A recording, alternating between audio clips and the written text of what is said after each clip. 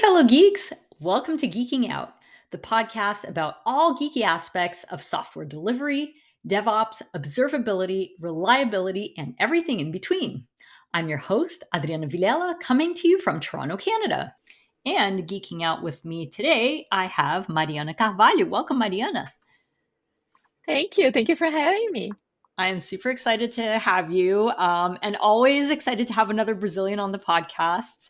It's like a Yay. treat to be able to connect with my culture. I think it's really important. I've found in the last several years the importance of reconnecting to your cultural roots, because I lived in such isolation from my cultural roots for a long time here in Canada. So it's been kind of nice to have that. So I love it when I meet other Brazilians. Me too. I mean, we can speak a little Portuguese too, but even though we are speaking English, we can see the culture in the way we talk to each other. It shows. So I love it too. Yeah, absolutely. And where are you calling from today? I'm calling from Boston, Massachusetts, so it's Ooh. very cold here too.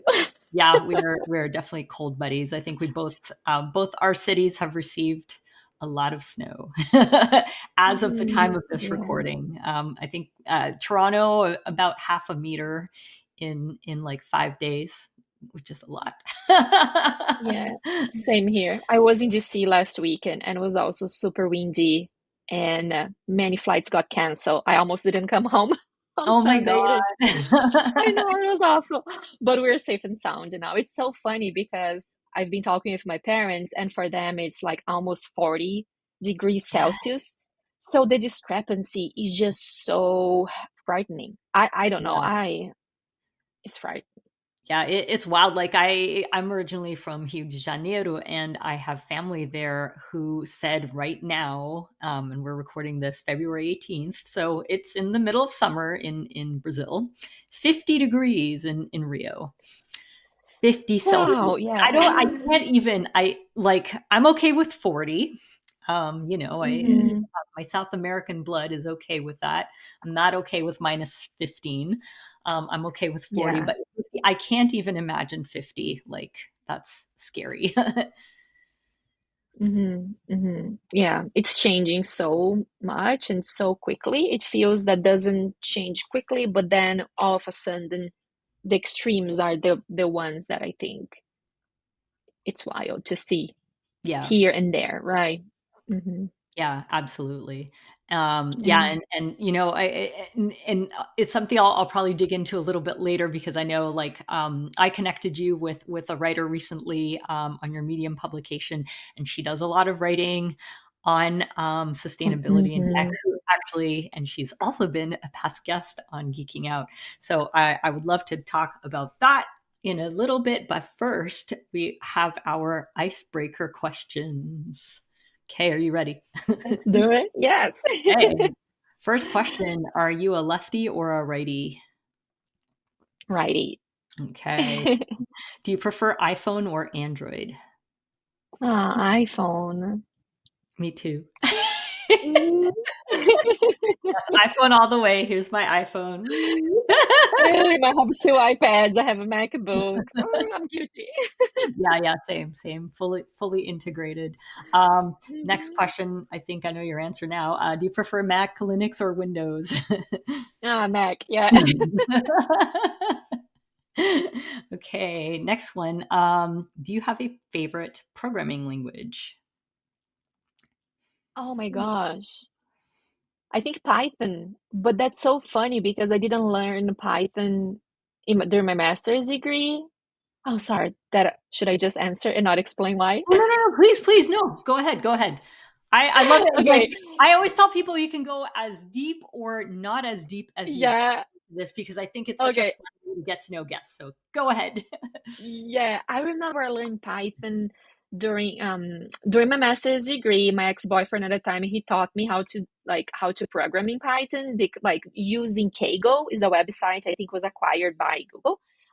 It was so fun to sort out some of the data sets there, and I was like, okay, this is so not easy, but it was just so natural to do it, to sort out and I don't know, just to really code. I think I had the most fun coding in Python, But then after I finished school and then when I started working in corporate, I never used it anymore.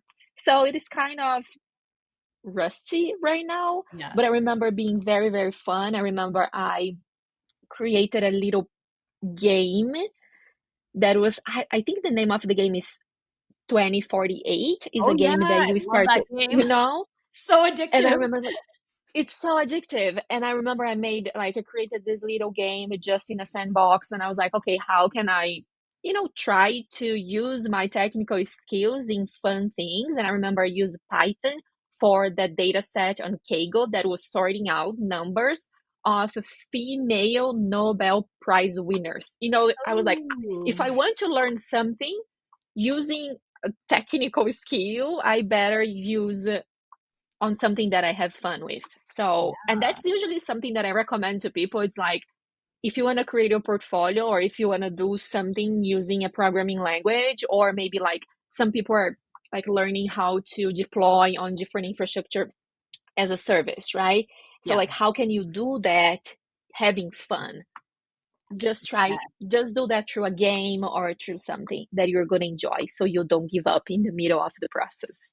So, I yeah. love that. I love that so much because that's my same philosophy. If you're doing something fun, you will get obsessed over it and you will have that motivation to find a solution. And I Mm-hmm. also agree Mm-hmm. with you on Python. Python was not my first programming language.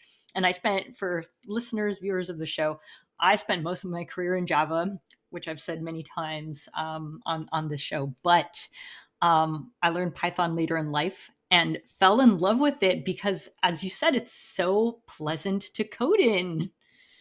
Mm-hmm. So Mm-hmm. I can totally relate. That's lovely. Okay, next question. Do you prefer dev or ops? I think Dev, All right, cool. Next one. Do you prefer JSON or YAML? Jason. I worked with Jason before, so that's the one that that I could do it Fair enough. Fair in my internship. Yeah, enough. And do you prefer spaces or tabs? spaces. Okay. And two more questions. Do you prefer consuming content through video or text? Oh, text. I love reading, I'm writing. So surprised. text. Mm-hmm. Mm-hmm. I would have been surprised if you said video because you have a publication on Medium. But hey, you never know. I've had people who are like, oh, I thought you like video more because you do the podcast as a video. I'm like, no. You like creating video, right? But like to Yeah, consume is different. Yeah, I yeah, love reading. I think it has more of the pause, and the video has a lot of the stimuli that I don't know if I like for long term. I prefer reading for sure. I get too distracted by video. Yeah, Hmm. as Hmm. you said, Hmm. it's the stimuli. Okay, final question. What is your superpower? Okay. Oh my gosh, my superpower. Um, well, I love connecting people with each other. That's a That's great something that I superpower. enjoy doing, and I feel that is very altruistic. I don't know. I feel that I don't gain anything out of connecting people with each other, but I do because I genuinely care of like two things being put together. There's a book. ah, I don't know the name of the book in English, but there's a phrase that says the world changes when two things that have never been together they meet. It's something like that. Yeah. And I think it's beautiful because any encounter can really change the course of one's life Oh my one's God. life. So true. So yeah, I love connecting people. Oh, Yeah. that's so great. Yeah, that's such a Yeah. great superpower. And I think it's such an important superpower. And I think it's like so important too, like for women in tech, having those connections, being able to connect other women to each other, because I think we're sometimes it's hard for us to find each other. So to be able to connect each other and introduce people to other awesome people, I think is such a lovely gift to the world. So yay. Absolutely. And I think you can do, yeah, and I think you do that too. So it's a great gift. And what's your superpower? Oh, mine. I would say it's picking up things fast and then writing about them. Like, so learning things fast and then writing about my learnings in an accessible manner, I would say is my superpower. Okay, I love that. Well, you did that also for the listeners. I also interview Adriana for my podcast, and I think the article that you wrote on top of a lecture you gave in Portugal that shows that too. Yeah, yeah. I'm still blown away. So for folks who are listening, watching, so I gave a keynote at KCD Porto last fall, and the talk unfortunately wasn't recorded. And I thought, well, I still want to bring this to the masses, so I wrote it up as a blog post, and then I had at that point been submitting articles on Medium to your publication, and then you were kind enough to boost that article, and I got like so many reads on that article. It's like mind-blowing. I'm so touched by the number of people who have like responded to it, added it to their reading lists, people who are influenced by it. I think it's really cool to have that effect, and I thank you for that boost on Medium, because I think it Ah, of made a huge course. difference. I didn't do anything. You did the hard work. You wrote it. And I think this is a great segue too into talking about your publication on Medium, and then if we could walk back from there, talking about like how you got your start in tech. But yeah, let's start first with your Medium publication. Tell us what it is, where we can find it, and I'll include a link to it in the show notes as well. Ah, amazing. Thank you so much. The website is medium.com/women in technology, and you can find all the articles there that are written by our writers. So if anyone wants to start writing on Medium, they can create an account. They can write for women in technology. They can write for other publications out there that are also technical, non-technical. There are many topics for the listeners who are interested in different areas. And I created Women in Technology, Adriana, back in 2023 when I left my corporate job. And I always loved writing. I started my blog called Hello Mighty World, because Hello World, probably the listeners know, is the first line of code that we learn how to code. And when I was doing my master's in computer science back in July 2017, I was finishing my internship, and by that time, I was like, that's super cool. I'm learning so much. I'm experiencing all these great things here. During my master's, during the internship, learning, connecting with people, learning more about technology. And I wish someone had helped me in the past. So why not to start sharing with the world the things that I'm learning along the way? So my blog started there, was also hellomightyworld.com. And then now today is my website, but before was just a blog, just a blog. It was a blog. And then I transitioned to other platforms that I was writing for. I wrote a lot about my journey in the States as a Brazilian. There was other websites for women in, like, women traveling or women living overseas. And then I realized when I left my corporate role at Dell, I was like, I still want to be writing and connecting with other women. So let me continue writing on Medium. I was already a writer there, but why not create my own community, and do things differently? So that was amazing because I was able to connect with women from many different countries, not only the United States, where I am today, or Brazil. And the community has grown. We have more than 2,000 subscribers today, and we Yay. have almost 500, yeah, and almost 500 women who are writers. Not everyone write every month or every week. We have people who write more than the others, so there's no mandatory commitment for someone to be writing for the publication. And I think just the community and connecting with a woman, listening to their stories and be able to contribute to what Medium wants to be online. There's no ads on Medium. That's something that I really like because I feel so overwhelmed in other social media platforms. So Medium is my cozy, comfy place corner on the internet where I can connect with other women. And it's just mind blowing to see how people are really willing to help each other through their writing and through their experiences. So, Women in Technology is a publication for people who identify themselves as women, who are eager to share, who are eager to learn. And having you, for example, having you in the podcast, not only as a writer for the publication, but being able to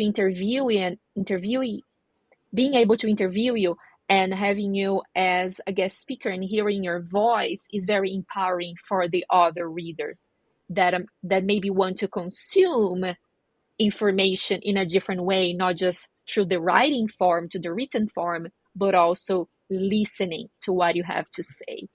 So yeah. Yeah, that's so great, and I'm a huge fan. I love what you do, and and the way we met was I think I had published one of my articles on Medium, and then you left a note saying, "Hey, would you like to write for my publication?" I'm like, "Ooh, cool." Yes, It's so nice that's to what be able. happens. It's so great, and I'm so glad that you invited me. And it's such a lovely publication, and I love to be able to help to empower women through your publication. And like you, I'm a huge fan of Medium. I learned a lot through Medium, and I think it's a great way to to consume content and to meet other people. So yay, I love what you're doing.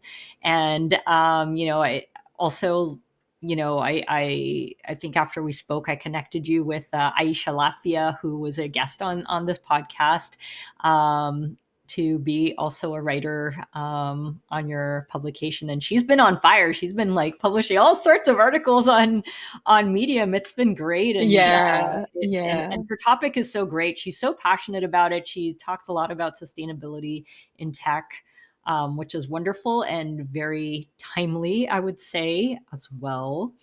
So Very yeah, important I for what love. we're living today.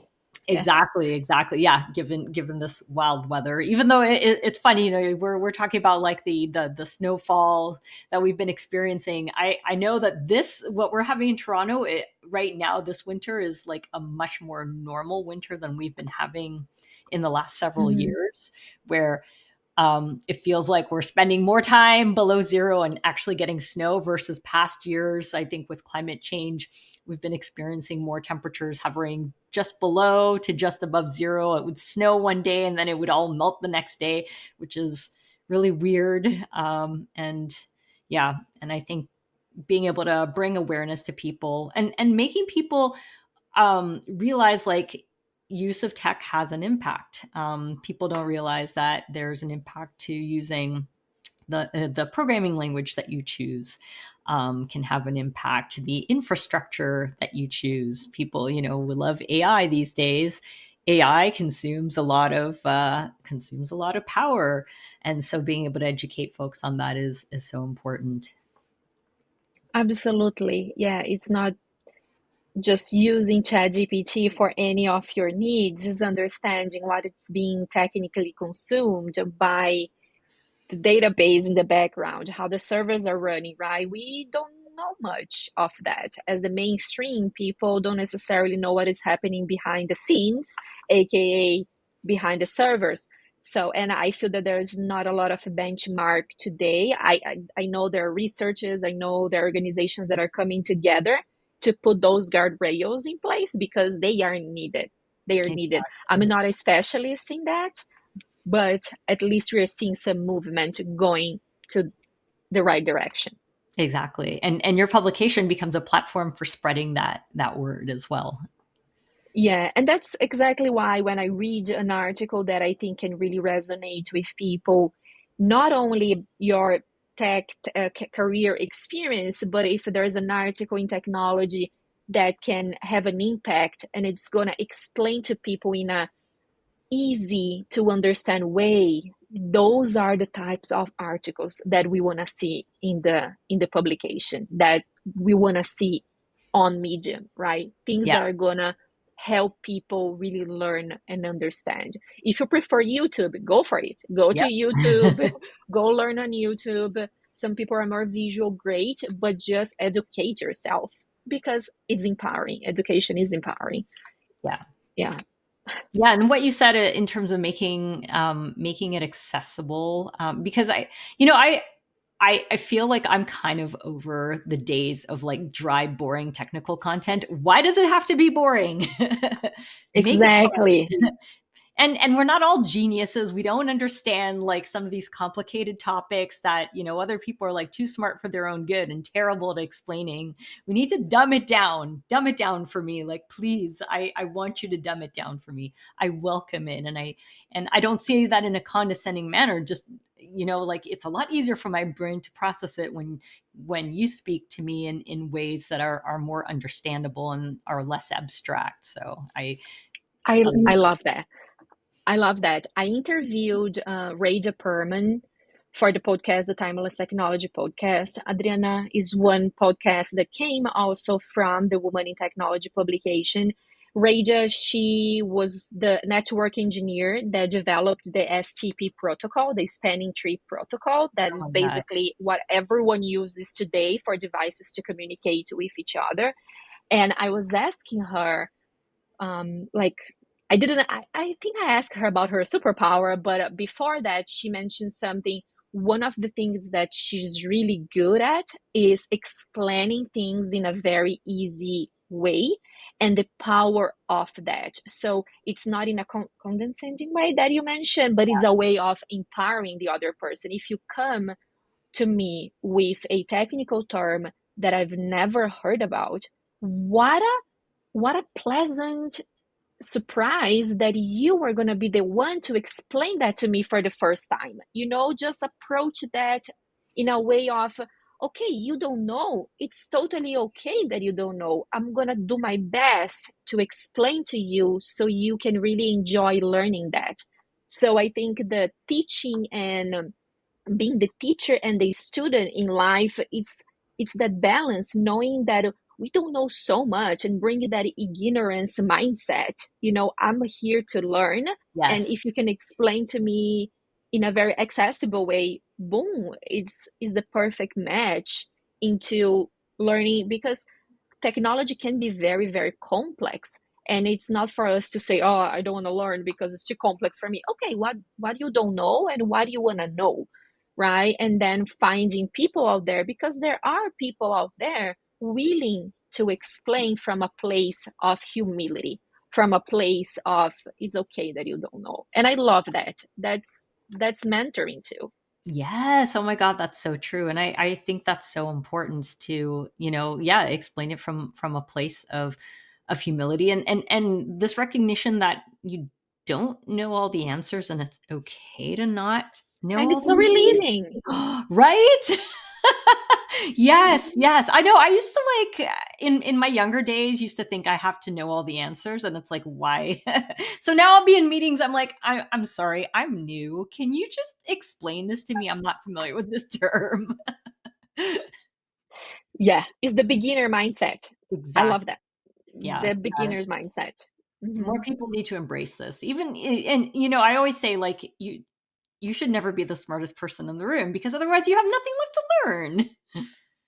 Exactly. Exactly. Yeah. So yeah, I want to just go back a little bit because you mentioned your second podcast that you have. Why don't you tell folks about that because it's such a cool topic and also what inspired you to come up with that idea? You mean the Timeless Technology Yeah, the podcast? timeless. Yeah. Yeah. Um, there's a podcast called Wiser Than Me by Hmm. Julia DeFro from Seinfeld. Oh my gosh, I love this podcast. I think she's 17 something, and she interviews women who are older than her, Uh-huh. wiser than her. Yeah. And then I was obsessed of listening to her podcast, right? She interviews like celebrities, Hollywood actresses, um, reporters, like many things, writers. And then there was one time that I was like, I'm working technology. I am learning so much, but I'm just 32. What do I know about life? I know nothing. I know nothing, Joe Snow. So I was like, okay, how can I talk with women that just did some amazing work in technology that we have no idea of? And then I started researching about women, and I learned about Mary Ellen Wilkes was my first guest. And she was responsible for developing the first operating system for a personal computer in the Damn. 60s. What? And then I was like, okay, I need to talk. Is she alive? First question is she alive? She was alive. And then I started researching about other women, and some of them already passed away. Some of them were still alive. Some of them don't reply to my emails. And then Mary Ellen, it was so hard to find her, Adriana, so hard. I went in contact with Wellesley College. They connect me with her. She responded to my email. Like I had to dig, dig, Oh dig. my It was like a god. journalistic Yeah, I was type gonna of say, work. like, that's Yeah, I love hardcore. that work. FBI type of work. I love it. Oh my god. So, and she responded to me. She was like, "Yes, of course, I'd love to participate on your project." It was just a project, right? It was kind Yeah, of historical project, like yeah, search. And then I talked to her, and then I invited some other women, Raja. And at first I was like, they will never respond to me, they are yeah, just so important. you know and then I started receiving those emails. Yeah, but then I would love to participate, I would love to share. And I was like, okay, I am into something here. Those women, they have their life stories, and they also made a long lasting impact in technology on things that we are using today. And Mary Ellen was a huge example. Raja Perman was another great example. I was able to interview Dr. Caroline Oglesby. She's the daughter of Dr. Gladys West, the woman who developed GPS in damn. the 60s for the government. And I was like, do people like do people the does everyone know that this woman was the one that helped create what we use today every single day in everywhere we go? So it was mind blowing to me to understand of those some of these women, they are alive, and I want to register their voices. Like, yes, you Yeah, can read about them, you can read articles about them. There's so many resources online, but I want to ask them. I want to hear their voices. I love that. I love podcasts, right? yeah, yeah, So why not register in the form of audio?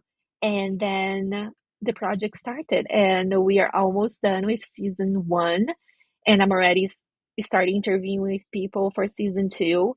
And it's been amazing. It's been Some of their ideas are just disrupting my own ideas of life, about marriage, about how to raise their kids. And it's been beautiful. Every time that I finish a recording, Adriana, you interview people, and I'm sure many of your guests you feel so inspired by. I finish my recordings with them, and I need time to process. Like, yeah, yeah, what yeah, did I just listen? yeah, yeah, yeah. So yeah, I don't know, it's very heartwarming to be doing this project and being able to register their voices, Yeah, yeah. to Oh, that's document their voices. Yeah. that is so inspiring. What a beautiful story. And for those who and it's going to be in the show notes, but if you're listening, it's called the Timeless Technology Podcast. And so many cool lessons from this. First of all, the fact that you're like you pushed past the fear of like, why would they want to talk to me, and still did it. And then you realize, oh yeah, some of them do want to talk to me. And I think that's amazing. And I think that's an incredible lesson to be learned. It's like, even if you are unsure, just go for it. It's exactly. I have a phrase that I say to my mentees. It's not your job to say no to yourself. Oh, I You are love not the one saying no to yourself. You know, like let the recruiter tell you no. Let the your job is to ask for the things that you want. And yes. when I look back at my little 8 years, 9 years living in the United States, everything that I was able to accomplish was because I asked for it. Yeah, yeah, yeah, absolutely. And I think it's so important to just summon the courage to ask, because the worst that can happen is no, right? But as you Exactly. said, you're not saying no to yourself. You're saying yes to yourself. Let someone else Exactly. give you the no. Hopefully, it won't be a no. Oh, Exactly. that's so lovely. That's so lovely. And I think, like, how cool is it to, I, I think we really underestimate how much women had an effect in history, because unfortunately, these things tend to get overlooked, buried, whatever, right? Because history is full of like men. We see it a lot in the history books, all these like powerful men doing things, but there's like so many powerful women, incredible women doing incredible things. So thank you for sharing those stories. That's incredible. So inspired. I'm going to make sure I subscribe to this podcast, and I'm going to check out the one from Julia Louis Dreyfus, which you said is called "Wiser Than Me," right? Yes, wiser than me. Awesome, awesome. Mhm. And I just want to take a bit of another step back, and talk about like your career in tech. How did you start your career in tech? You mentioned that you did a master's in computer science. Was your undergrad also tech related, or was it non-tech related? That's a great question. My bachelor's was in marketing. I studied marketing at ESPM in Brazil, in São Paulo. Then I had a scholarship. I like mentioning that because I come from a middle class, so I always had scholarships throughout my elementary, high school, and then bachelor's during my bachelor's. Then I moved to Rio to do a master's in MBA, master's also with a scholarship. And then at the time in 2015, I came to the States. I met a chair of the department for a computer science school in Mississippi, and he asked me if I was interested in coming to the States with a scholarship. No, no, he didn't mention the scholarship to study computer science. And I told him I'm finishing my MBA and I wouldn't be able to move here. Like I wouldn't be able to afford. And then after I think 6 or 7 months, I came back again and he offered me a scholarship. I was dating someone that was also in the computer science path at the time. And then he was like, if I give you a scholarship, would you be interested in coming to study computer science to do a master's degree? Because I don't have any other woman in my lab, in the department. And I was like, with a scholarship, I've played that game. I know how it is to have a scholarship and work so hard. So yes, sure.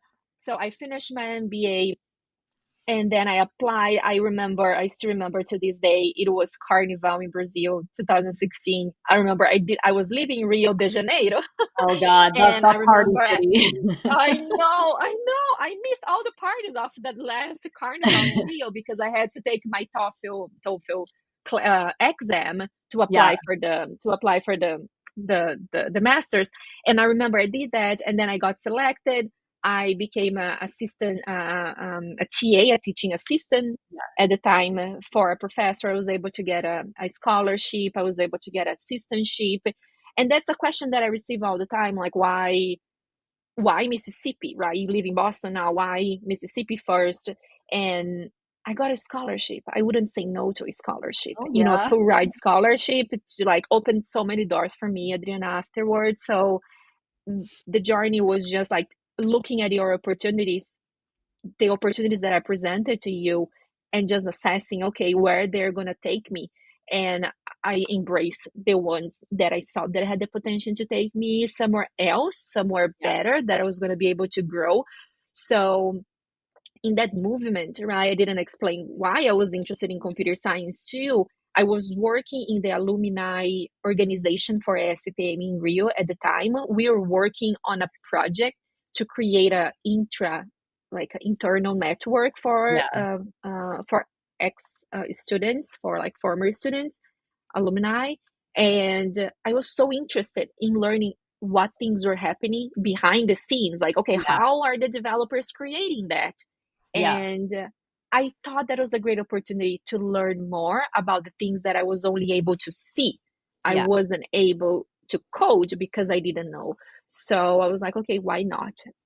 Is opportunity being presented? I can learn about, and I thought that technology was just coding and programming. Yeah. Little did I know, because I became a solutions engineer afterwards, working in cloud computing. So technology is so much more vast than we think. And So but I'm glad I had a very narrow mind at the time at the possibilities. But throughout the journey, you can expand and learn more. So I'm very grateful that I took that path, and it was a it was a life-changing decision for sure. that's so cool. And it's really cool too, because I think it's such a positive message. Like, it's one thing to have an opportunity presented, but it's what you do with that opportunity. And you took that opportunity and you took it like to the next level, and you've built like a career out of it just because you said yes to that opportunity. And it's opened Mm-hmm. so many doors, which is incredible. I also want to mention to folks who aren't familiar with the Brazilian school system, because we do have public school in Brazil, but usually, if you want to get a decent education, it means you have to go to a private school, which means cha-ching. So even going to a quote unquote regular high school costs you money, which is why, Uh-huh. yeah, I mean, as you said, middle class, to have a decent shot at a good elementary, high school, etc.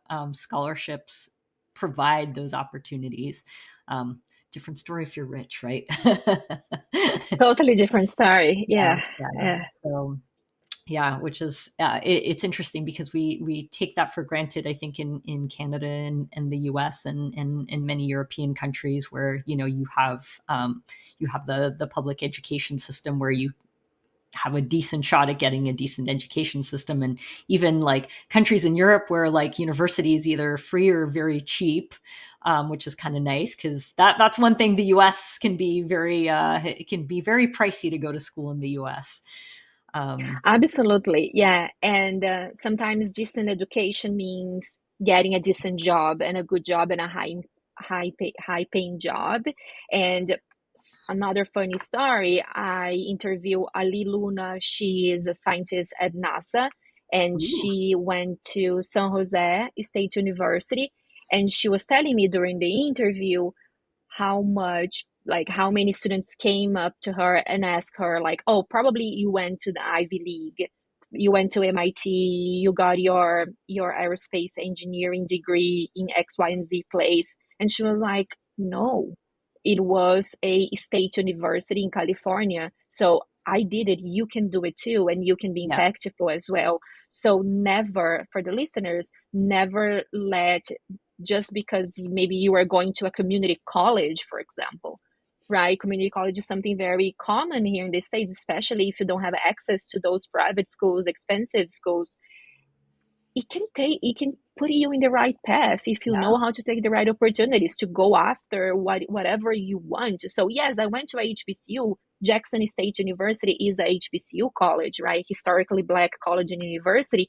And maybe because I didn't know that yeah, it wasn't a big school, I was like, I'm gonna try to find the best job I can. And I yeah. got a job offer to work for Dow. That is one of the largest organizations, tech organizations in the world. So never let the place you are today just dictate whatever opportunity comes next. Yes, that's so important because I think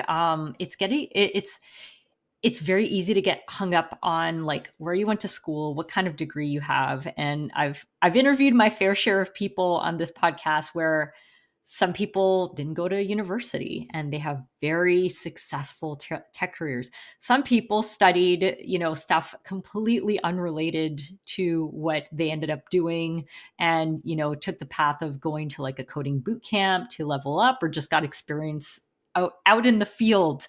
But it's really what these folks have done with the opportunities given to them. Don't, as you said, don't let your schooling dictate your career path, because especially in tech, as we've found out, it's open to so many people from different walks of life. Yeah. Hmm. Hmm. Well, that's awesome. I mean, I could keep on chatting forever and ever, but unfortunately, we are coming up on time. But Same. before we go, you've given us so many words of wisdom. I was wondering if you had any final parting words of wisdom for our audience today.